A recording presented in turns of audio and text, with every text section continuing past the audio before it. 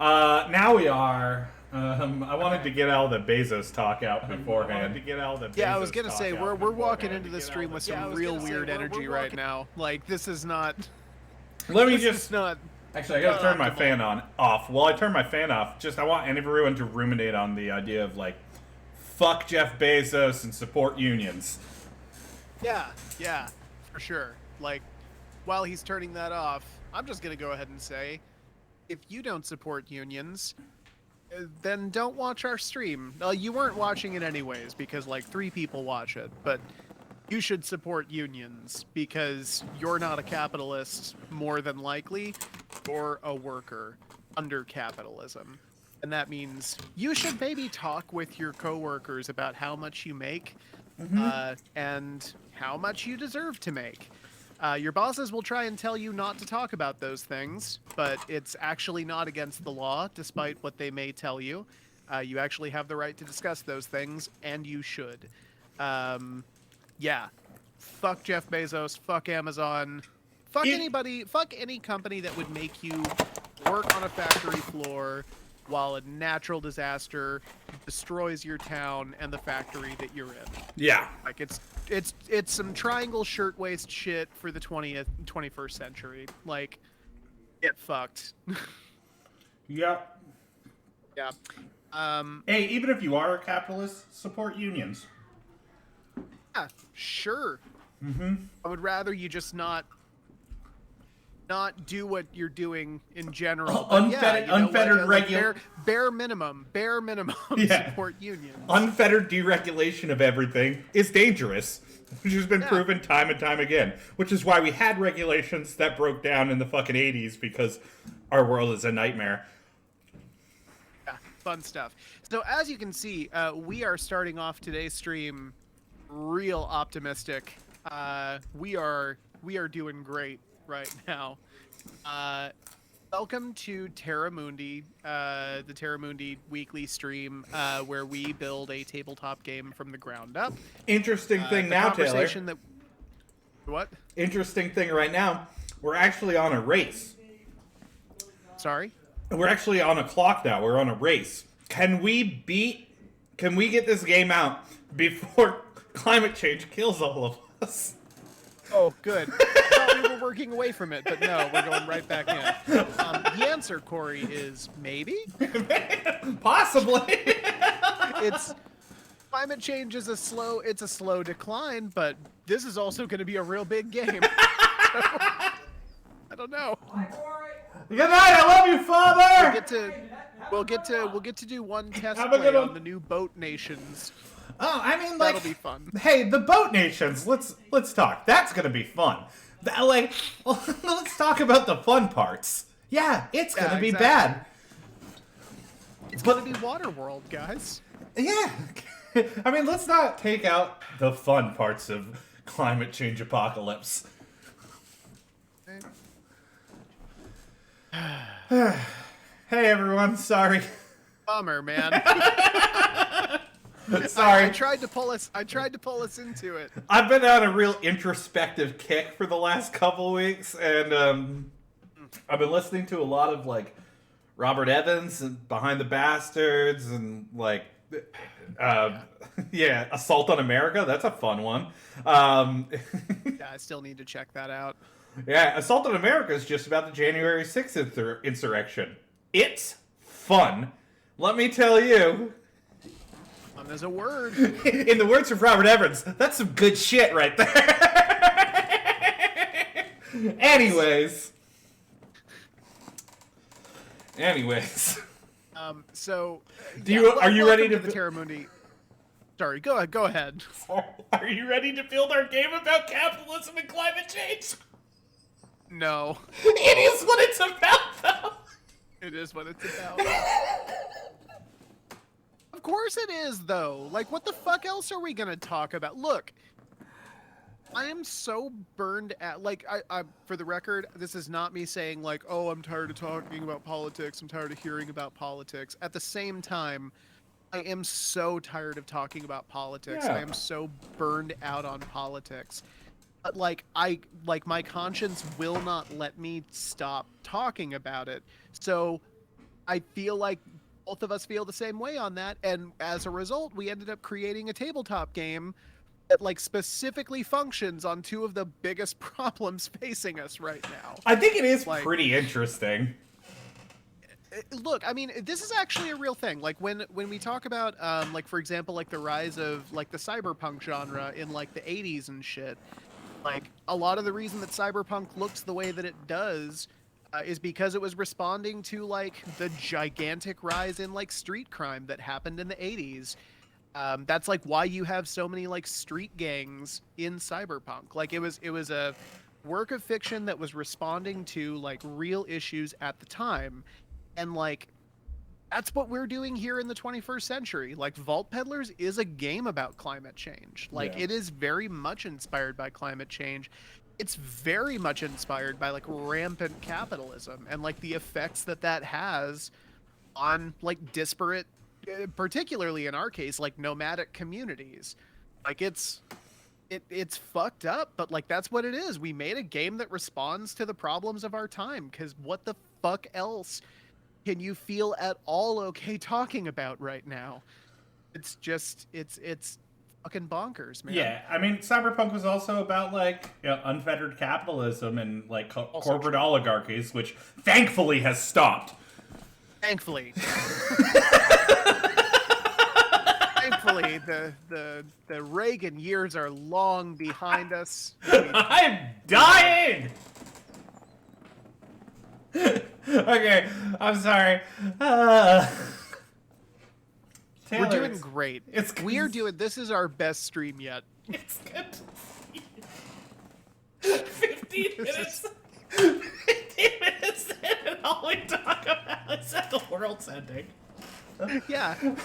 You know the people like, okay, like when Elstragoon like checks out this stream, Elstragoon is like our one consistent viewer, and they're like, oh yeah, like this is gonna be a fun thing about, you know, building a tabletop game. Like that's not everybody's deal, but I enjoy it. And then it's just like, the world is ending! Congratulations! For like 10 straight minutes. Thankfully, I've prepared myself by learning all I can about dice and how they work in stories, and I can help the world!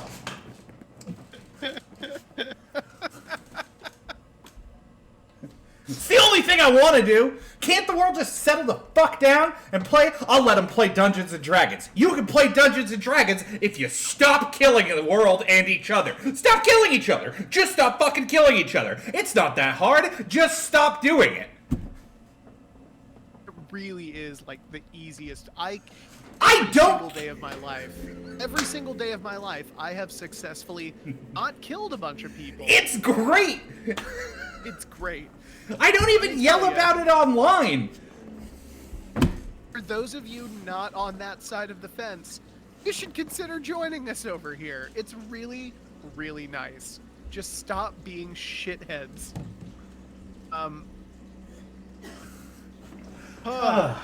Dice, man. Let's talk about community. Let's talk about community. Let's get off of the Doomer train for like an hour, and let's talk about caravans. So if you do follow our stream, I can see that we actually have like 19 viewers now, which is wild. I am surprised we even have that many. We're gaining one a week right now. Hey, there he is. My man. Hey, what up, Elstragoon? You're just in time. You missed... Yeah, you missed like a very depressing, like 10-minute long rant about like capitalism and climate change. Ah! You came in at exactly the right time. Fuck. Okay, what are we doing? Because I was setting up my Wi-Fi for the whole hour after work when I was going to write my feats, so I didn't. Okay. But I do have Wi-Fi now. Yeah. Okay, so yeah, I actually did put in my feats. So let's do that first, if that's okay. And then we can just kind of go from there as far as, like, figuring everything else out. Yeah, where are they written under? sec. I have them highlighted in green. Which section are they? Sorry. I am finding them now. Hang on one sec. Corporate accountant Nina Don't speaking. remember. Just a moment. So one is under Rapscallion. It's my tablet drawing glove, but it was inspired by Michael Jackson. Okay, yeah. One is under Rapscallion, one is under Weaver. That's a fucking cool song, dude. It's like my favorite song. Okay. Can I read one? Yeah, by all means. Alright. I will do Rapscallion. An easy mark. You've had to scrape and beg for much or all of your life, which has given you a good sense of reading what people have on their person. Reroll when assessing what valuables someone might have on their person. Neat. That's cool. That's really specific. I like that. Okay, cool. I'm just gonna change that to get rid of the green highlight. And the next one is for the Weaver. We're using this as kind of like this is basically our spellcasting province. This one is called Arcane Fortification. Although you can't cast magic spells like some other casters, you can call upon magical energy with extended rituals to increase your natural reflexes and abilities. Roll Magum once per contract and apply all extra bonus successes to your HP, armor, or movement as you see fit. These additional nodes may deplete over the course of the contract as the magic wears off, pending GM discretion. Yeah, no, I just dig that. Okay, cool. Yeah, I mean, this is probably pretty transparently inspired by like the monk class, if you're familiar like with Dungeons and Dragons. There's also a thing for it in Shadowrun, where yeah, what's that called? Technomance? What is it? Oh, Adepts! Yeah, Adepts. That's it. Hell yeah! I always wanted to play an Adept. Yeah, yeah. So the basic idea is it's that, except whereas those classes can do all of those things in like the micro, like they can take a turn in combat to like cast a spell and like do this thing. In this case, it's like a once a contract thing. You have to like gather materials and perform these rituals, and like it takes a bunch out of you, and then it also puts a bunch in. So it's kind of like a more long form sort of thing. Yeah, I mean, like, I even see, like, ways we could limit this initially and then bulk it up as, like, a tree. So maybe we should stick a note on there, like, maybe just start with just HP or just movement or something, and then bulk it up with different feats opening up the different sections. Or, like, lowering the DC, having a very high DTV to start, and then lowering it as the game progresses. Yeah, this could be easily a whole tree of feats. I'm a dream weaver. Alright, tight. Okay, cool. Tight. Then those are our 2 feats here for the week. Let's get back over to the meat of tonight's stream. So, last couple of weeks, we were going over the Caravan System. Last time we streamed was about 2 weeks ago. Corey and I both put out basically different versions of what the last couple of weeks. Yeah. Which is kind of a lie because I haven't looked at them at all until this afternoon. And what we're basically going to do is we're going to take the best pieces of each thing and try and find a way to put them together and make a system that has kind of the best aspects of both of our worlds. Because Corey, if I remember right, I mean, we each had things that we liked about each other's stuff. Yeah. You know what we're doing? We're doing that Treehouse of Horror where Bart's twin that lives in the attic and eats fish heads sews together a rat and a pigeon.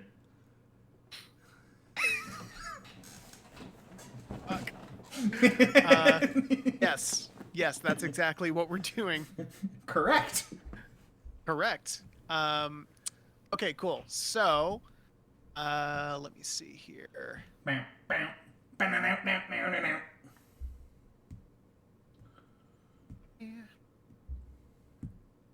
Hold me closer. right. This is the same system we're always working on. This is the this is like the hinge point like of our game, which is the Caravan System, which is like a series of, I guess they'd be, I want to say like more meta feats, more overworld feats that affect the overall game. Yeah, this is just to keep everything neat. Because it's gonna get messy. We're about to chop and screw some shit. Yeah, so the reason that I'm making a divergent dock for the Caravan is because I have every expectation that this is going to become this is going to become a very large thing. Even if nothing else, I want to make room for it to have all of the feats for the Caravan. Because I know, Corey, that we had talked a lot about making feats for the Caravan in both of our systems. I just want to make it a little bit more neat, and so that we don't have like a 300-page single doc where just everything is mishmashed together. Yeah. Yes. Right. Yeah. It is that. We are sewing these rats together. We are sewing these rats together. So let's talk about what these rats actually are. All right. So, how do you even want to go about this, Corey? I'm just looking for our initial systems that we created. Yeah, I've got both up in front of me right now. Oh, fuck. Right, because I made a stupid document, didn't I? Yeah, Caravan Ravings. Oh, God. Okay, hold on, y'all. Alright, let's, I forgot that I did that. Do you want me to send you the links? No, I got Caravan Ravings right here. So this is yours, and then yours was called what? Caravans hyphen an overview. Yeah, there we go. Guess which one of us is organized? I mean, both of the docs themselves are actually pretty neat, but like... Yeah, no. We are selling them all as one book together. This is just for our own sanity. Yeah, this is just for organizational purposes on the back end. When this eventually does, like, come up for sale, it will all be in one book. We may eventually publish like additional supplements or errata or whatever, but right now this is just us trying to accommodate for the back end. Yeah, we're lunatics. Okay, so Taylor's system. Okay. So, what I like about mine, I like the names of the different levers. Yeah, I agree. Or at least the concepts of the different levers. If they sound too close to Metal Gear Solid 5, then maybe we'll want to consider renaming them just to like same concept, different word. That being said, I like that. I'm a little less confident in terms of how many of each dice my system gives, because I think that it's not really as clear as I think your system is. Your system actually did a really good job of like establishing how many of each dice you would actually get. Yeah.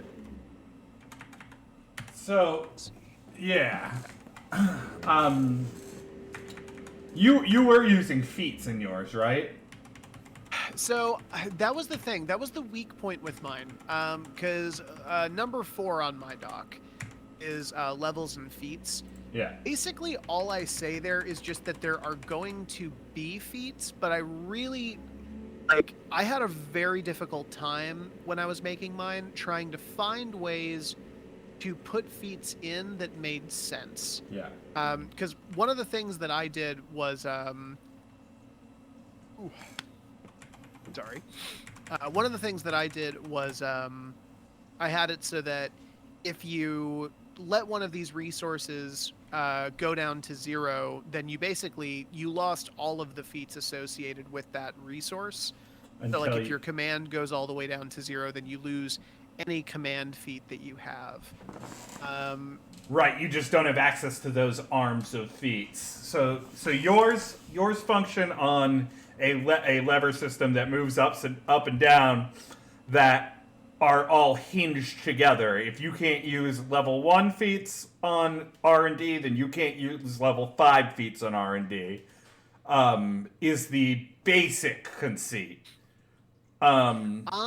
So that was the basic idea. I mean, and this was something that I also wasn't very clear on, was like, if you're not at level 0, let's say you're at a level 1, I mean, does that mean you can only use level 1 feats? Because the whole idea for my caravan idea is that these are going to be levers that are rising and dropping.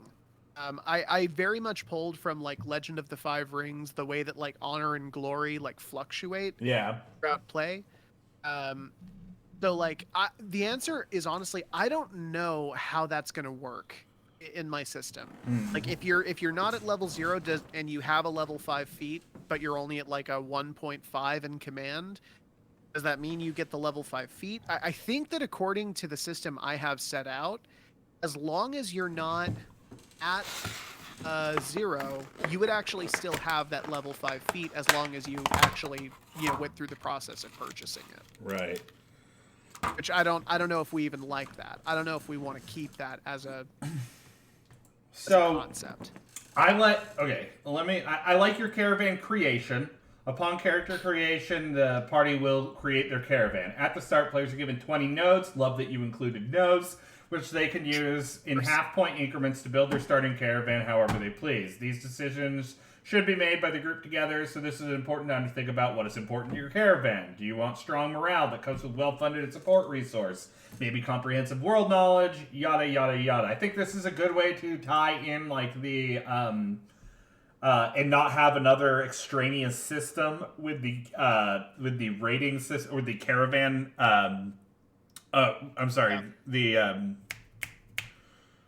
contracts. In general, contracts, yes. So I would like to have that included somehow with in the caravan. Levels and feats. I like the names that you utilize in here. I like how your dice system grows from 10, 25, 50, 100 to 200 for the petty coin cost. I like your cost a lot better than my cost. I think so here's where I am. I get lost, I think, in your system. Is like the major mechanized feature of it, I think, is too complicated. Okay. And I say this just because it feels like we're stacking another game on top of our game. Is this where we're talking about graph levels? Yeah. 0.2 meaning in drain. Yeah. Yeah, I don't disagree with you. It's definitely where my system, I think, gets bogged down in ways that yours doesn't. So let's talk about my system for a minute then. So my system, I did try to base on like our main system, which is a series of feats. And I tried to tie those feats to work on the concept of downtime and mechanizing downtime. So because we had talked about like recovering health nodes being something that was rare, I wanted to like harp on this is a good way to do that. It is in that downtime. It is when you're rebuilding your upkeep for your feats that you get to bring as resources into the delve. And like selling things, so we both tried to talk about contracts a little bit within our system. So, what I don't like about I don't know, like my cost is just numbers that I threw up. They don't really mean anything. I don't actually like To be fair, that's also the case with mine. I think that the reason I like mine better than yours is because I think that mine does a better job of scaling up as you get into the higher die types. Yeah. Like a D12 on my system is like 200 petty coin. Yeah. It's very expensive. And for yours, it's a little bit more linear instead of exponential. But we can bring that same idea of like exponential growth to upkeep and repair, which is something I'd like to keep with the feats. I would like to replace my school system with just the names of your shit. Yeah, I thought the same thing. Yeah, like if we just have feats tied to R&D. I don't know. It's I think the like R&D. In fact, let's look at yours real quick. What were the names you used? R&D, Command, Support, Intel. I think those are great names to sell like what caravans do, right? Like, they're a business. They're not a school. I want to get away from this idea of, like, magical traditions and shit, which I kind of lumped onto. So fuck what I said.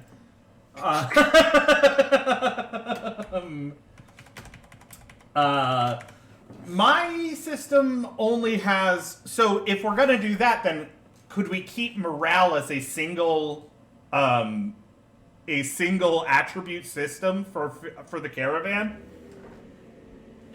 So this is, I think, where we run into actually kind of a difficult point here, because we both kind of touch on this idea of morale. Yeah. I don't think either of us really spell it out in a way that is useful for the caravan. Can you explain to me how does the morale system in your caravan work? Yeah. Let me read it for the first time since the last time we did it. Sure, I would love to explain this to me. Alright. So, feats in good standing have a morale score. The higher your morale score, the more giving your caravan's denizens are, and so in turn, the more resources you can bring with you. How it works. Okay, wait. So higher your morale score, higher the morale score, the more giving your caravan denizens are, and so in turn, the more resources you can bring with you. Basically, so, in other words, the higher the morale, the more dice you have at the table. Yeah. Okay. So I just want that was it. I just wanted to make sure I understood the central conceit. So yeah, go ahead. So how it works. At the start of a delve, C, adventure-based play, review your contract and morale. As a group, decide which feats and associated polyhedral dice are going into your central vault. So, each feat will have a morale score and associated polyhedral die attached to it. Okay. So, when you add up all your morale score together and say, we can bring this many dice into the system, pick the feats that you're going to bring that meet that dice requirement. And I think it would be better just to have it be a counting-based thing, less than maybe, I don't know. Well, and here is where I think I lose you. What is an example of a morale score? Like, is this on like a 1 to 10 scale? Do you not have a scale yet, or do we know? I don't have a scale yet. Okay, gotcha. So this is a central concept that we are working on actually fleshing out. Yeah. Okay, gotcha. Once we'll have to numerically generate and come up with the idea of like, is this tiered? Like, is the morale based on like you can bring so many of this die, so many of this die, or so many of this die? Or sure, is it more you can bring this many die or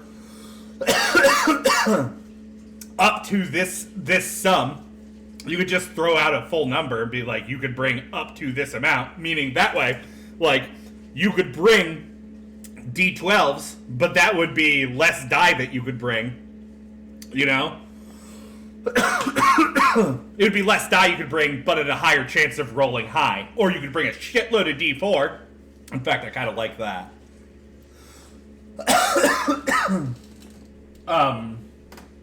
Sorry, I just said a bunch of... Yeah. So, like, let's say, for example, your morale is like a 24. You could bring, what is that, like 3d8s or like 4d6s? Yeah. Or like 64s or whatever? That's actually very neat. Yeah. So it basically just puts it on the table. Yeah. What do you do with the, like, let's say you have like a non-divisible number, like 25. We'd have to pick basically our rounding metric. Like D&D always rounds down. Pathfinder, I think, rounds up. Like, do we round up or down? Okay. I feel like in a game like this, you round down. Yeah, right? I'm down with that. Yeah. The idea is to make it more difficult. Yeah. So hang on one sec, because I really love that idea. I want to make sure I have that written down here. So it relates to an associated polyhedral die type. When is this determined? Would this be at the start of a session? Is this at the start of a contract? It's after you resolve your contract, so that you know, like, the limitations on the kind of things that you can bring into your contract. Okay. So it's at the start of adventure-based play. So if we're going to a town with the idea of, like, de-seating the mayor there, that's the start of adventure-based play. Before we go into that town, we have to fill out our dice pool. So we look at our morale score, and we pick the feats that we want to bring with us that have both things that we can do with it, and it has the die resource associated with them. So the internal balance exists there too, because a feat with like more powerful shit that it can do in mechanized downtime or possibly during adventure play might have less die associated with it, because its value is inherent in, like, the feat capabilities instead of the amount of resources that you can bring. Whereas someone like your blacksmith, and I just wanted to say it, might have, like, a shitload of resources that you can bring with you, but it just sort of does the same static, like, repairs items in camp.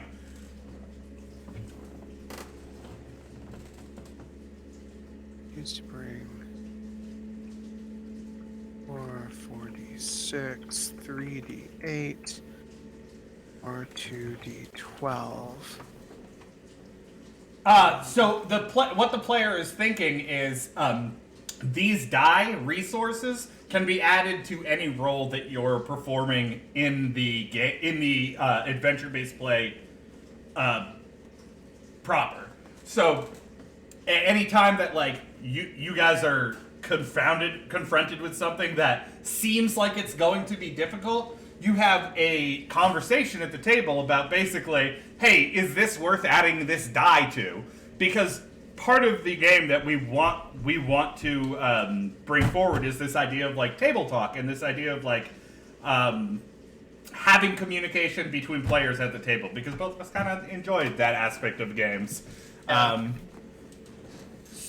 So the other idea is that the more you play, like, in the beginning of a delve, you might be a little cavalier with those resources because, hey, you gotta spend them. But as you get more in depth into it, that pile starts to dwindle. So, yeah, it's kind of this internal balancing act. I think it's worth the weight of the concept. But I guess we'll see. Entirely likely we take the whole thing out after fucking actually playing it.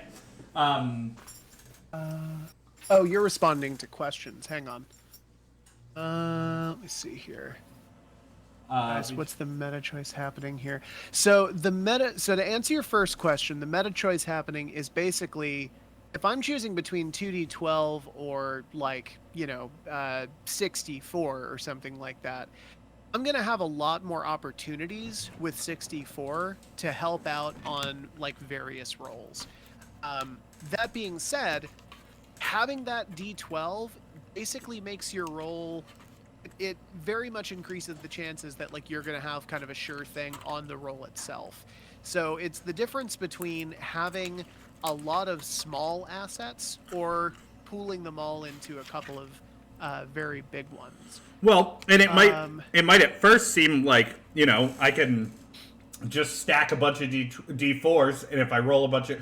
We should probably have a limitation on how many die you can roll. I was thinking the same thing. Yeah. Yeah.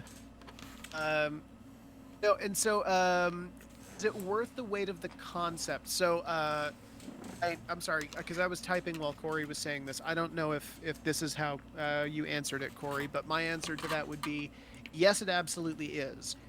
The point of Vault Peddlers, the central conceit is that this is a game about community. The central idea there is that nobody makes it alone. If you go off on your own, you are putting yourself and the caravan at significant risk. In short, my goal here, at least, is to make a game where characters on their own probably can't do these missions. You need to have this additional pool of dice, like especially in like the difficult, you know, times where it's like make or break, to successfully perform those actions. So yeah, I would say it's absolutely worth the concept. But in the phase where you're choosing between a D20 or 64, what do I have to go on? Well, so you have to go, you have a little bit to go on. You have basically the central nature of the contract. Contract itself. Hang on 1 second. Can you stop? You are... He can't. Come on. Guys, Taylor's dog can't stop. Come on. Come on. You are just... Oh my god. Sorry. My dog is just dragging his ass on the carpet in, like, circles. And I cannot think when you do this. As far as it being dynamic, hopefully we can work in the idea of it being a dynamic system. I mean, I think, like, the choosing of feats might not feel particularly dynamic. I don't know. Like, to me, that sounds like fun. Like, sitting around choosing which feats we're going to bring in with us, which die type we're going to bring with us, assembling our resource pool.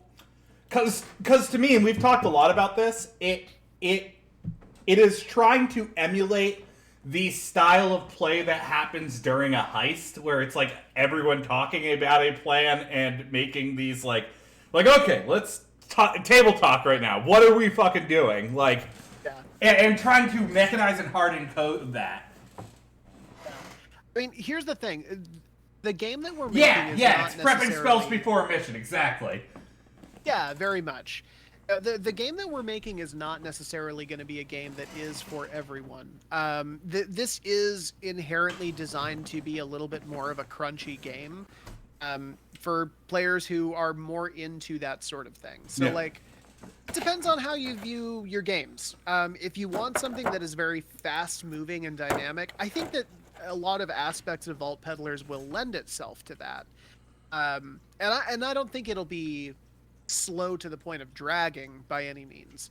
I also do think that this is definitely going to be something that's a little bit more involved than like a PBTA or something to that effect. Lord, I should hope. Yeah. If PBTA is this hard to make, I'm going to die. Knowing the contract, but not everything, and trying to mitigate. Yeah, and that's basically the idea, is trying to anticipate what's to come with the information you have. And that's why you have, like, resource gathering based provinces, or provinces focused on making sure the contract's easier, that you could bring more, that you could basically have a better contract, receive more. So it is essentially a game about risk management. Onto that corporate talk again. Okay, so how morale works in mine. Some caravan, okay. When a die gets used through table agreement, feat interaction at the cost of danger, remove the die once it has been rolled. The archivist that will then select an associated feat with that die type, activating its repair cost. So this is the big thing here. Because each of these have these feats have repair costs and upkeep costs associated with them. When you use the resources that are associated with them, you have to pay the repair costs. Oh, actually, this does make it a little bit easier. The Archivist has to watch the pot, because it's whenever one of the polyhedral die completely is selected off a feat, he has to pull that feat. So, like,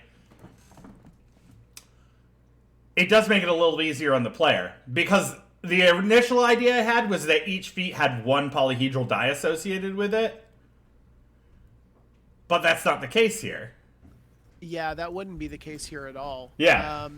Let me ask you this. Let's say, for example, I've done a really great job at building up like my R&D to the point where like my morale score is, I don't know, like a fucking 50 or some shit. Yeah. Could I like give myself 2d12s, bringing that down to 24, and then I'd have 26 left, and then do like 3d8s for 24, and then like give myself a d4 for the remaining thing? Like, can I get that specific with it for each asset, or does it have to be like one resource is only one polyhedral die type? So I don't think you could just freeform pick it. I think that like Okay. the blacksmith has like so many d4s and so many d6s associated with it, and you can pull that many die from it, basically. So like if you don't have a d12 a To feat, be fair, the blacksmith doesn't have a die type associated with it. That's what we're talking right, about. but he does have polyhedral die associated. You have your oh, that was He has a morale score tied to him, and then you can break that number down however you want according to the polyhedral die type, right? my idea was that you add up your morale score. Yeah. And then each feat also has polyhedral, like right on top, like a magic card, basically, like 3d4s. Magic. And it okay. Did you play any CCG? Did you play anything? Fuck you. Did you play any CCG? No. Well, we're gonna pretend you've played Yu-Gi-Oh! Because I've never played that one, and I just like the I've idea. actually played Yu-Gi-Oh! Okay, so you lied. Wait, what? I didn't lie. Oh, did you say you actually did play Yu-Gi-Oh? I do play. I did. When I was in like middle school, I definitely played Yu-Gi-Oh! Okay, so you have played a CCG. Oh, sorry. I don't know what that is. Oh, collectible card games. card Like, game? yeah.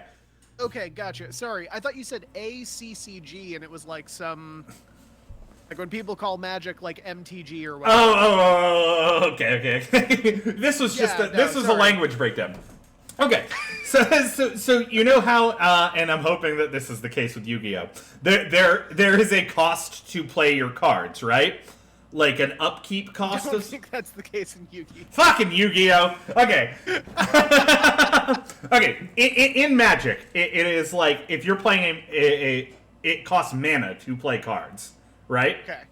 And up top on your card, there's like two trees and a mountain, meaning that you have to play, for mana cost, 2 trees and a mountain to pay that.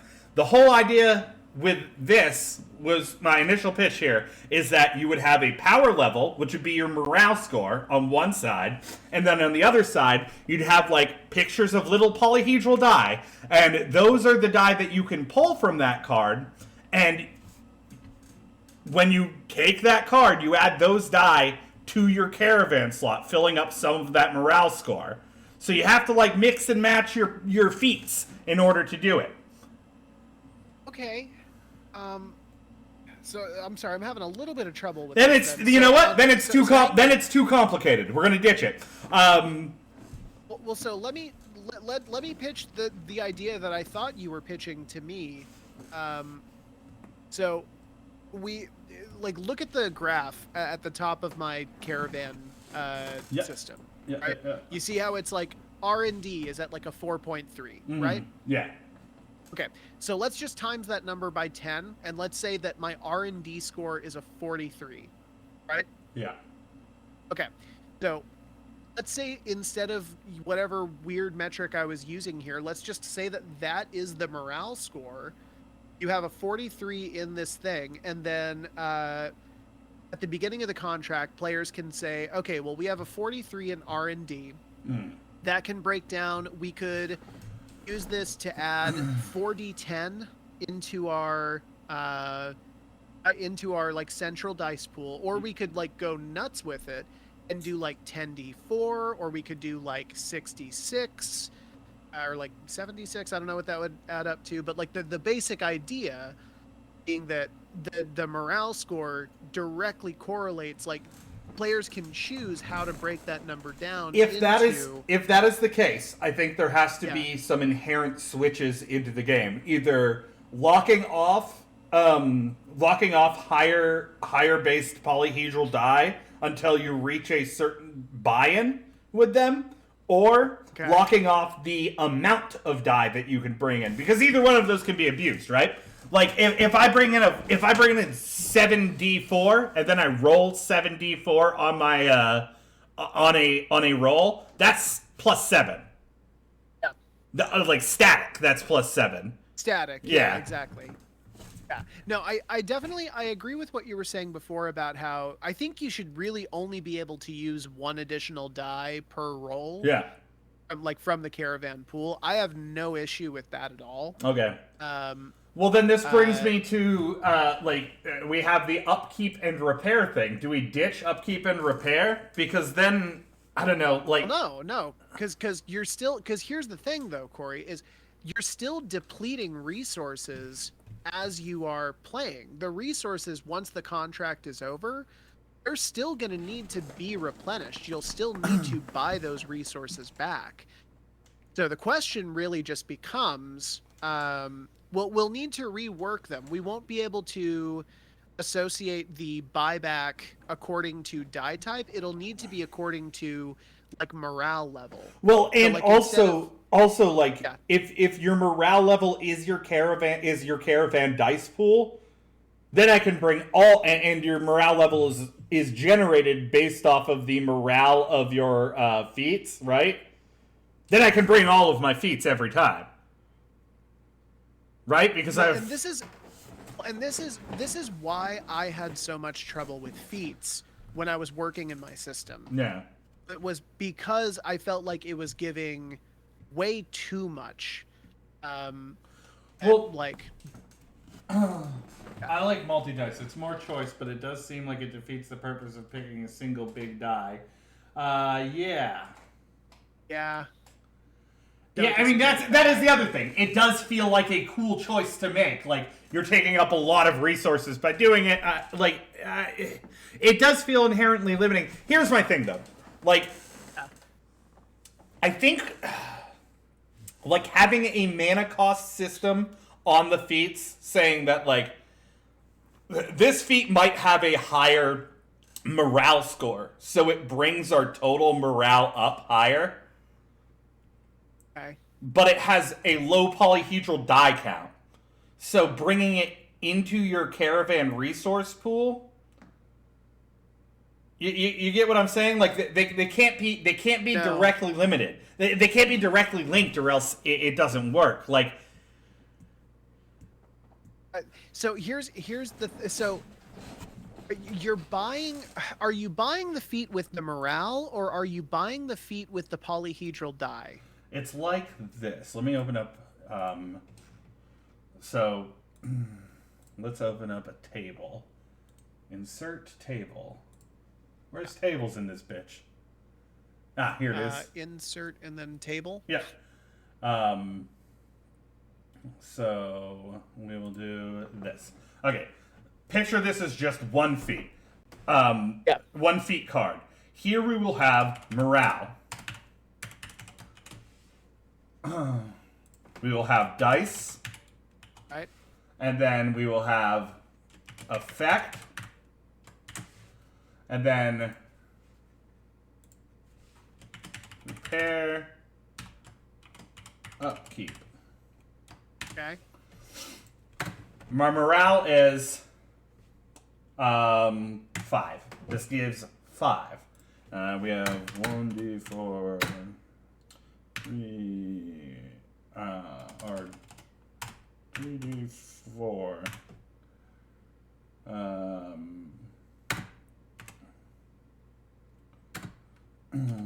3d4. Just keep it as 3d4. Okay. And then effect. Gotta heal half health Sure. node. 10 petty coin. 28 petty coin. So, we have a bunch of cards like this. Okay. But they don't add up to the same thing. See, like, this adds 5 to my morale score, and then I add that to the other feats that I have like this, that is just stuck. You always have that morale score. It is the sum of your feats. The only time this morale score would go down is if you didn't pay your repair or upkeep cost.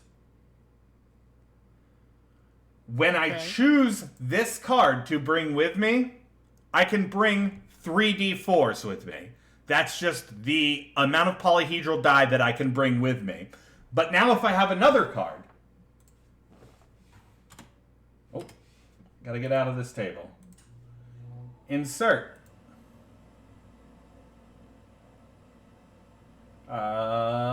Table. Right.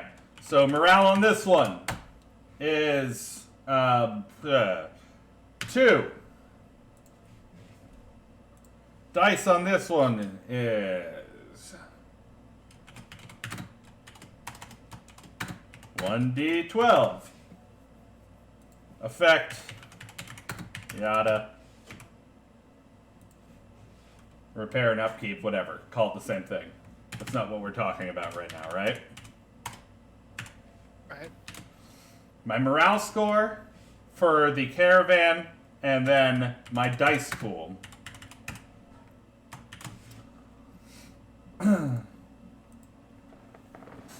idea is, when I have these feats, I will always have a 7 in my morale. But... Right. And these morale scores are probably wrong. Let's bring them up to a 12 and an 8. Well, it doesn't matter. Yeah. Well, it does matter, because now when I bring these feats, I can only bring one of them with me, right? Why? Because one of these is going to add up to 12, and the other one is going to add up to 12. I can only have a up to 20 in my sum. But 12 plus 8 is 20. 12 plus 3 times 4 is 12. So if I can't bring 3d4 and 1d12 into with me, right? Okay, wait a minute. Hang on. So the morale and the dice pool have to be the same number? The amount. Hang on. You have a morale of 20. The first one, the morale is 8. The second one, the morale is 12. That equals 20. Yeah. That's an addition of the 2. Yeah. So you're saying that 3d4 is 12 and 1d12 is 12, so that number has to be less than 20? No. I'm saying that when you construct your caravan resource pool to bring it with you into active play, you can only bring one of the die, like one of these die. But why? If I purchase both of the feats, then why would I only be able to bring in one of the feats? Because you have to make your choices on which die that you're going to bring with you.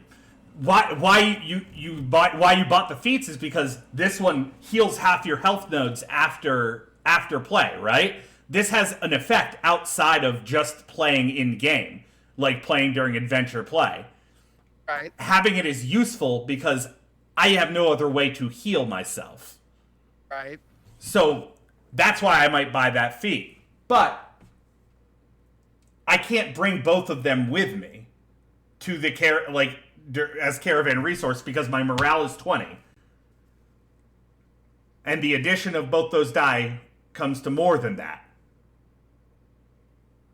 What? Okay, so I'm sorry, man. I'm just stuck right now. Why does the combination of the dice have to be less than the morale? Because that's the sum of your die. You can only bring up to the sum of your die for dice type in with you. What I'm asking you is why? Because that is the inherent limiter of you. Otherwise, you could bring in every feat that you have for die type. Right, exactly. I mean, if I purchase those feats, then I should be able to grapple with those resources, right? But that's my argument. I mean, my argument is that like you should have to make significant choices when you're playing the game. If every feat that I buy, no, you aren't. Yes, you are. No, hear me out here. If I take every feat that I have and I bring it into a contract, I risk every feat that I bring out into the field. Then when the end of contract comes, I have to replenish and repair and upkeep each of those feats.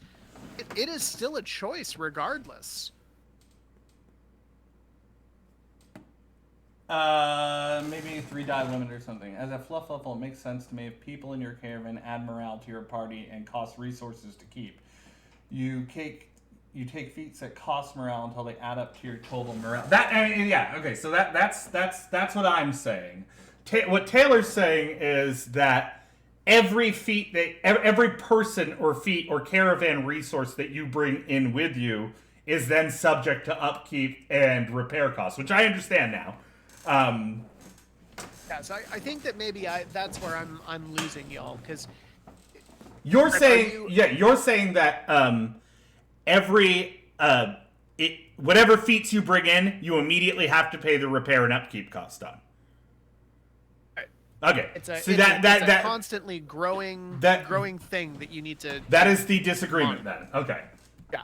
What I'm saying is that you should have. It is everyone that you bring into your party is adding to a morale table, and then you can bring up to that morale of polyhedral die with you. So whatever the sum is, you can add up that many. Can you explain then in what way does every player add to your morale score? Like, are we associating an automatic number with generated characters?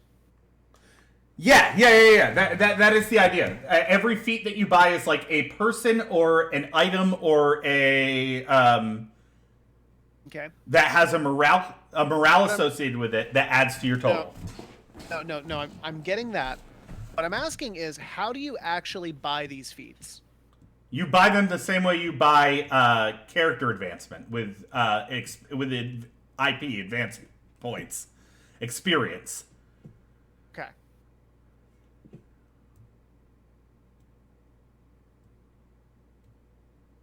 I'm sorry. I feel like I've completely lost the. I feel like I've completely lost the show here.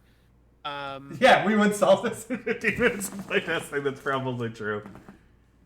I've in the hour that we've been on here, I thought that we had an initial system worked out. That completely led to a misunderstanding. The resolution of that misunderstanding has led now to another misunderstanding of how this is supposed to work. I don't think so. I think what it's led to is we have two essential systems. We can mechanize it in that every feat that you choose to bring with you, it is. I mean, at that point, you don't need a morale cost with that, right?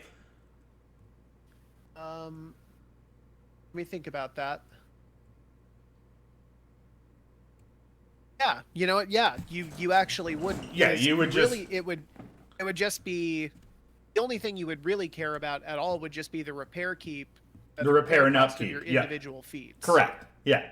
So you're right. With that system, that wouldn't even have a morale. No morale. You just have the 4 schools and different types of feats, what they do, and then you can bring those with you. It sounds like you wouldn't even need the schools, actually. No, I mean it's likely just a way to categorize things. Yeah. Yeah. Because I mean, if you're ditching the idea of morale scores, the whole point of having the schools in the first place was to have idea that like I think we had it as the morale, when that depletes down to 0, you lose a bunch of feats. So I mean, if we're getting rid of morale, then the schools are also useless. I think narratively there can be tie in there though. Like if I present with a bunch of R&D, that could affect the way that like someone is going to do business with me. If I present with a bunch of contract negotiation, that is probably going to like I think the narrative at that point sort of takes over. That is the inherent nature of those school systems. Yeah, you could take them out, but then you just had kind of a messy miasma of feats. Yeah, I mean that's exactly it. Yeah, so I don't think that like you lose anything by having those names included, but they could end up being too much. But like the essential conceit of the system is that whatever feats you bring in, you pay the upkeep cost. If you can't pay the upkeep cost, you pay the repair cost. So I think that it has its own self-limiting things involved in it. The other system that we have presented to us is the idea of like associating polyhedral die type and a morale score, and then you have to match that sum when you pick those to go in. So it's not that we have two disagreeing systems, it's that we have two systems that we can playtest. Because Elstragoon's right. What the issue here is that like we have two systems that we'd solve by playtesting them, and I think that might be it, man. Like we might have to like. I mean, it's gonna suck because we're gonna have to generate feats. I was gonna say, I feel like this is just a chicken or the egg thing because I can't playtest this until we make a system. Well, no, but we could playtest both of these systems.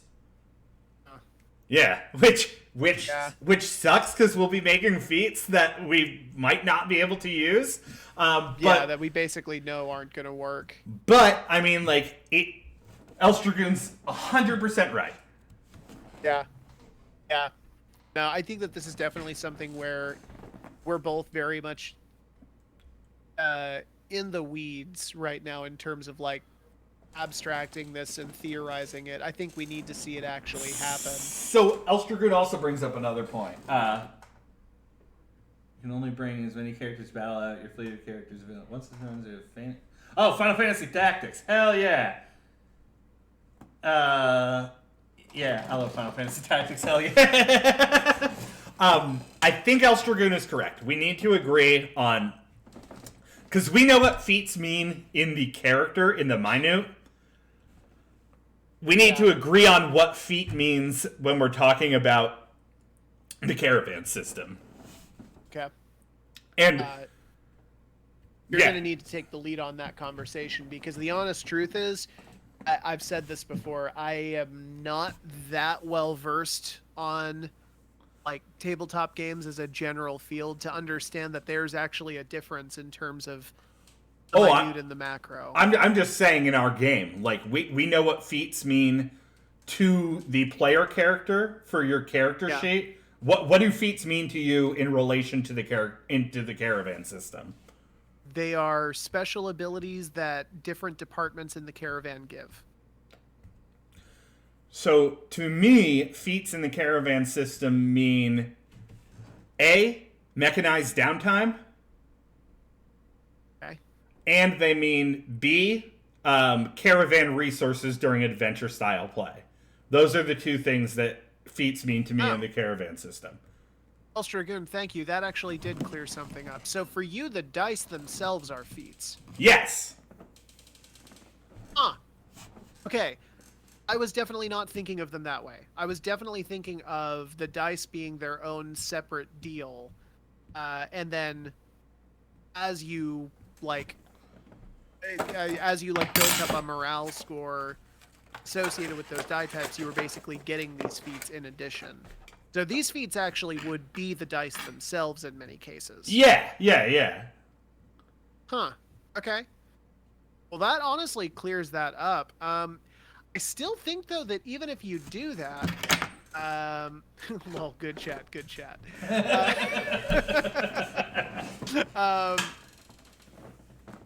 I still think that if you do that, though, I mean, you're It really still just is basically an issue of we're making a bunch of feats for R&D, command support, and intel, and then there really is no overall score associated with those things. Schools in total. Like morale is kind of out the window at this point. It's really just about making a bunch of feats. Well, those individual things. Yeah. Oh, I just hit my thing. Very easily, I think that like from both of ours, like the more feat, it could be self-fulfilling. Like the more feats, like we were talking about feat trees with character sheets. The more buy-in I have into R&D, the more R&D is opened up to me, you know? So, I mean, maybe that is it too. Like you have to buy in tiers. Maybe you can only buy lower dice tiered feats at first. I don't know. But it sounds to me like we have. Oh, you go on. Well, I was gonna say, yeah, it seems like you could very easily just do like one die tree for each of these things, or one feat tree for each of these things, where you start with a D4 and then you slowly progress your way up by purchasing with petty coins or Sure. IP or however we'd want to do that. Yeah, I mean, if your caravan wants to be a jack of all trades, for sure. I don't think we should punish that. Yeah. And then I guess we'd be making other feats just associated with those different fields. Yeah. Can I be honest, actually? The more I think about this, the more I don't know if I even would want feats involved. Like, in terms of, I think I would only want feats that are associated with, like, additional dice. I mean, that was the central conceit of the caravan in the first place, right? Yeah, I mean, yeah. I think there's a good opportunity just because our game doesn't have a lot of like support for recovery. There's a good opportunity to like utilize this downtime to recover those things with feats and to encourage like interaction within the caravan and the resources there. Like as if we abstract it, yeah, the bartender is 3d4. That's what he means. His value is 3d4. Right. But, like, he might provide some sort of mechanized recovery. And we talked about before, we want this to be a game of community. Ideally, we want people to interact with their caravan, right? Like, I think that is the benefit of, like, the narrative tie in there. I think that that's probably a good point. I mean, if you did go with a system that really had no narrative feats and it was really just about die types, there really wouldn't be much reason to interact with your caravan at all, apart from just making sure it's working for you. Yeah, and then why have one?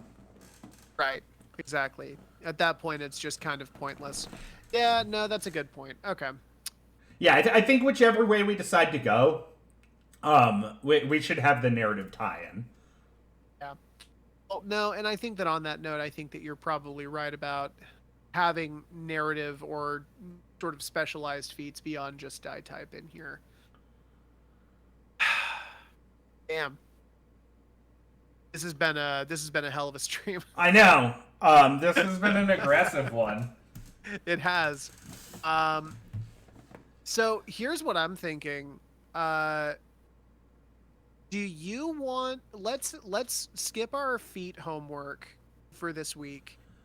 Let's you and me off camera settle on a caravan system that is basically what we're talking about here. Well, we'll get the two disparate systems down, and then over the next one stream or two streams, let's follow Elstragoon's advice and let's actually playtest these. Yeah, I mean, we probably got to do character creation before that, though, don't we? I mean, I think beyond this, what character creation is kind of. I don't know. Sort of there. Wasn't the caravan like the last thing we needed to do before? Yeah. Like, I just wonder. Able to do I mean, I guess we could playtest this without. Here's the thing, like. It's because the caravan system in practice relies on an adventure play, which needs characters, right? Yeah. Yeah, so like I mean, I don't know. I mean, this is what I was talking moving about before with pieces. the whole chicken and the egg Yeah. thing. I mean, like, I don't know how to approach this problem. I think this is what we do. Just play characters you figure you have. Yeah, that's a good fucking point, actually.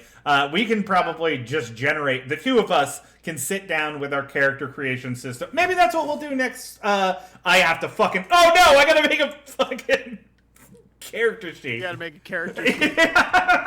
Oh, no. The two of us will sit down and we'll talk about a character sheet, and we'll... you and I will roll up some characters.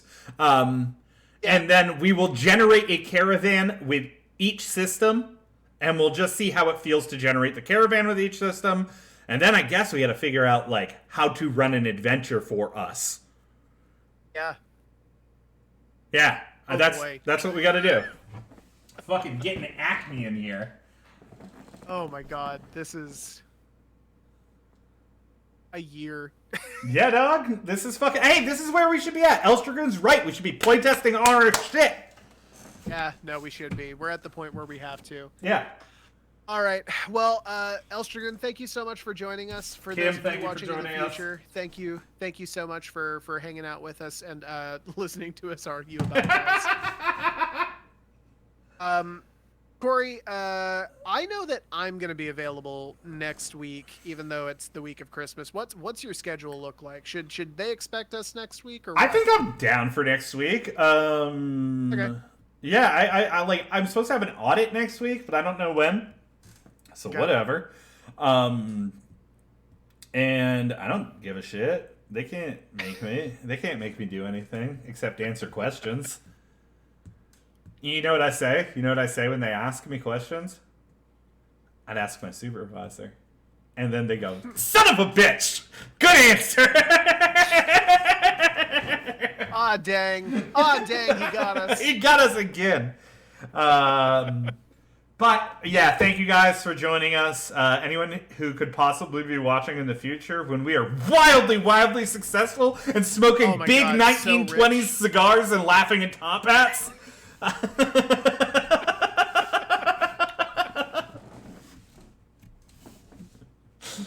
right. I have tuberculosis.